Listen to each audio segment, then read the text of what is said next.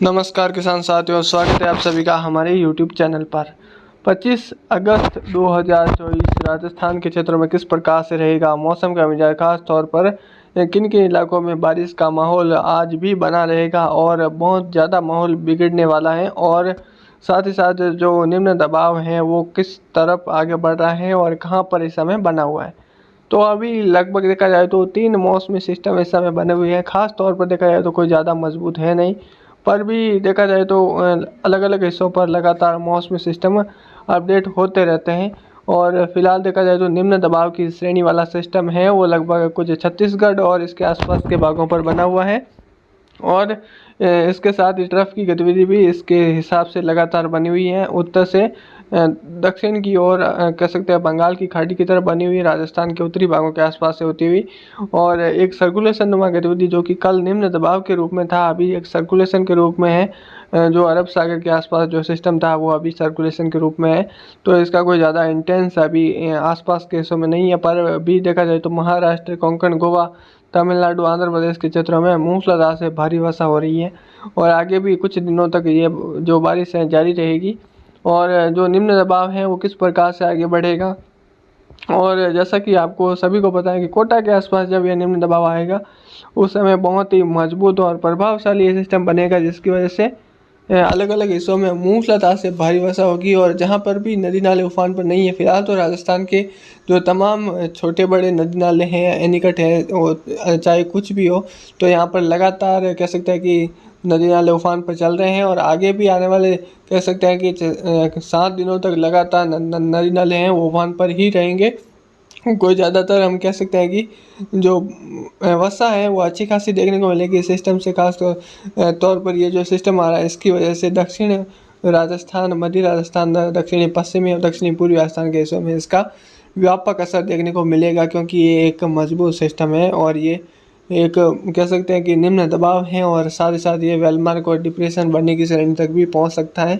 बाकी अगले 24 घंटों के दौरान देखा जाए तो राजस्थान के खास तौर पर देखा जाए तो जो दक्षिणी राजस्थान के हिस्से जिसमें डूंगरपुर, बांसवाड़ा, प्रतापगढ़, चित्तौड़गढ़, कोटा, बूंदी, बारां, झालावाड़, इन क्षेत्रों में जोरदार से मूसलाधार और भारी वर्षा होने की संभावना है अगले 24 घंटों के दौरान। खास तौर पर इसे लाल कलर के घेरे में अगर देखा जाए तो जोधपुर के लगभग अधिकतर हिस्से रहेंगे। जोधपुर शहर समय देखा जाए तो मूसलाधार से भारी वर्षा होगी, जिसमें लगातार तेज मेघ गर्जन के साथ ये दायरा बना रहेगा। और कह सकते हैं कि सुबह से ही कुछ गतिविधि है लगातार पाली के आसपास से होती हुई नागौर, अजमेर के क्षेत्र हैं, भीलवाड़ा, राजसमंद, अरावली रेंज के आसपास के क्षेत्र हैं, और जोधपुर, पाली के आसपास के क्षेत्र हैं, कुछ बाड़मेर के, सिवाना, पचपदरा के क्षेत्र हैं। यहाँ तक लगातार कह सकते हैं कि सुबह से ही वर्षा की गतिविधि बनी हुई है।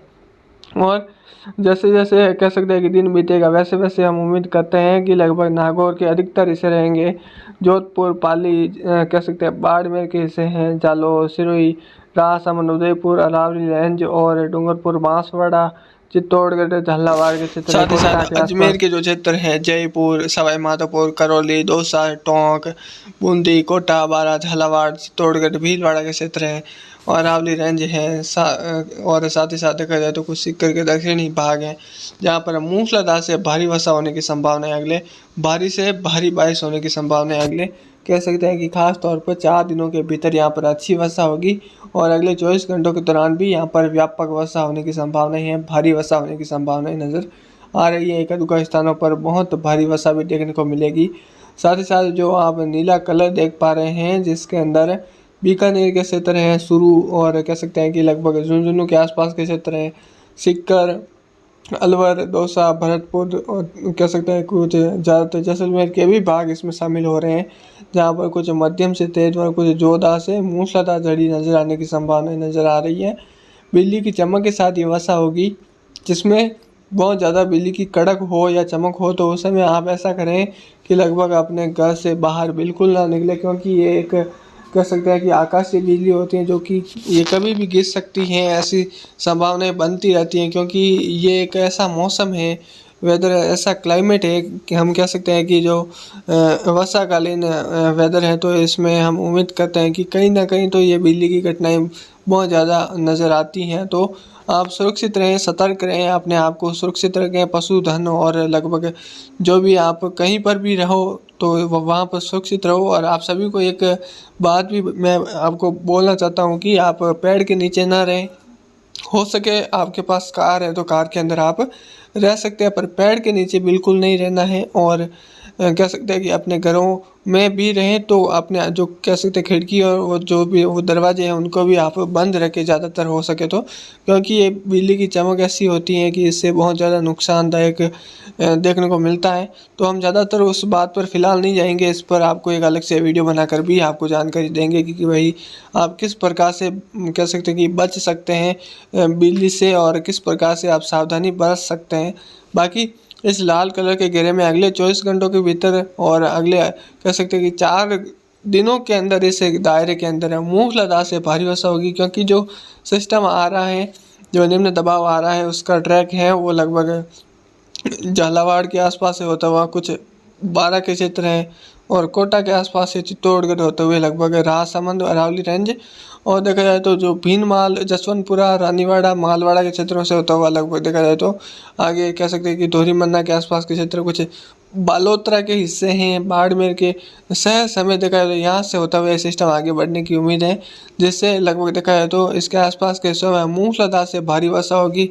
जहाँ पर वर्षा नहीं हुई है पिछले दिनों में वहाँ पर भी व्यापक तौर पर वर्षा होगी और खेत पानी से लबालब भरेंगे, जिससे फसलों को तो नुकसान है ही है, क्योंकि इससे जब भी खेत पानी से भर जाते हैं तो फसलों को ज़्यादातर नुकसान होता है। बाकी इस प्रकार से सिस्टम आगे निकलेगा और वापस जैसे ही अरब सागर में ये प्रवेश करेगा उससे देखा जाए तो आसपास की नमी मिलकर एक बड़ा सिस्टम उभरने की संभावना नज़र आ रही। हो सकता है कि ये निम्न दबाव से उम्मीद करते हैं कि डीप डिप्रेशन भी बनेगा जब ये बंगाल की खाड़ी में अरब सागर में जाएगा, तो इसके पीछे एक नया सिस्टम भी डेवलप हो जाएगा 1 सितंबर के आसपास। तो इस वीडियो में बस इतना ही। धन्यवाद। जय हिंद, जय भारत, वंदे मातरम।